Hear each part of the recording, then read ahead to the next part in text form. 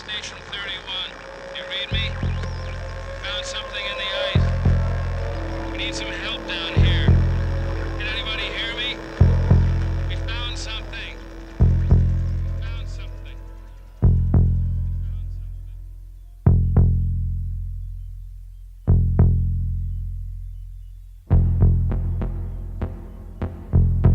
John Carpenter's The Thing. I mean, what hasn't been said about this film? It's one of my personal favorite movies of all time, and bar none, the greatest horror movie. And I can say that because, well, I'm the one recording this damn thing.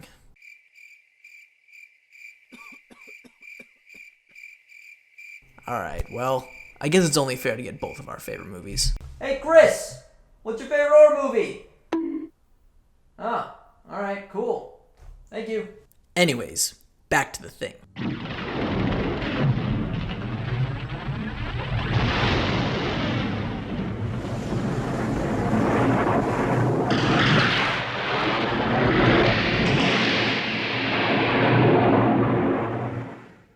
When the film was first released, many critics panned it for its disgusting imagery and dark themes. But what did they expect? It's a John Carpenter movie, for Christ's sake.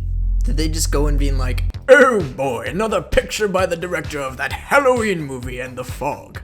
I'm glad I brought my tissues and, I don't know, like a top hat or monocle. What do people wear to fancy movies? I don't know. Well, the film was also released only a little more than a week after E.T. came to theaters. I guess audiences were more prone to friendly little aliens that healed boo-boos and hugged children rather than those ripping off hands and growing flowers of dog tongues. Look at that, those are all dog tongues! What the hell? But as time went on, this baby only aged like fine wine. It has now picked up quite the cult following that finally understands its intricate commentary that John Carpenter was trying to capture way back in '82.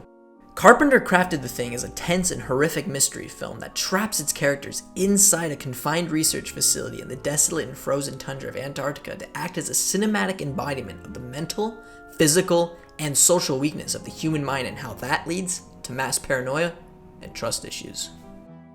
These themes are externalized in the frame of the film and are further heightened when parallel to the social issues that America was facing in the 80s. Specifically how it was able to project fears of the AIDS epidemic before the disease was even recognized as a threat by the public. For starters, let's look at The Thing itself. This alien in the film is completely unique to any other movie monster at the time, not only for how impressive the practical effects of displaying this creature are, but also how it attacks and assimilates its victims through their own blood. The process of the Thing's assimilation is pretty well explained by Wilford Brimley's computer simulation of the virus attacking the dogs.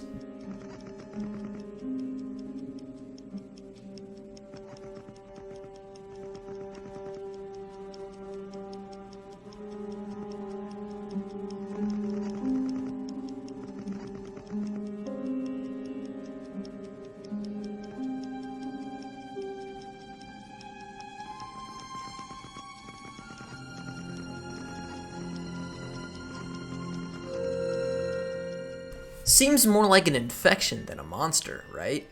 This is all built up to the most tense scene in the film, where the surviving characters literally have to give a blood test to see who's the Thing and who's not. Palmer now.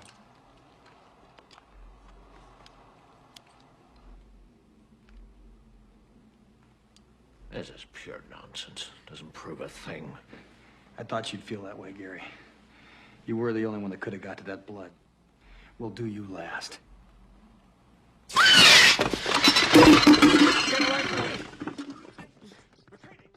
That leads to the cast of The Thing. During the AIDS epidemic, homosexual men were frequently targeted and rather unjustly scrutinized as the ones carrying the disease. It's pretty clear that this is reflected in the cast of the film. I mean, these are all some pretty burly dudes, just look at them. There's not a single female in this film. Well, checkmate. Besides that chess computer that McCready totally #GamerRageQuits on. Bitch. Though it's not that they're just simply males. The characters do partake in what was seen as rather liberal activities at the time, too. I mean, oh we gods! This pot-smoking, alcohol-drinking, roller-skating, Rock Hudson fashion line-wearing, same-sex lifestyle would have Nancy Reagan shaking in her boots. Juxtaposing this cast with the monster of the film reveals that Carpenter was trying to emphasize that the monster surrounding the HIV virus shouldn't have been the people who carried it, but the virus itself, and the fear, the paranoia, and the hate surrounding it. That's what creates monsters.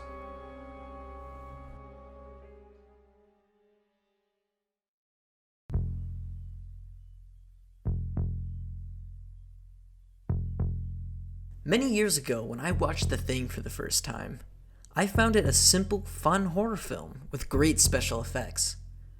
But in the months afterwards, I became obsessed with it, rewatching it over and over again, uncovering these subliminal meanings that Carpenter buried in what was perceived at the time as just another monster movie. Monsters can be more than just puppets or guys in suits. They can be a sickness, whether it's from a virus or a prejudice. And that's why The Thing is a great horror film. Thanks for watching.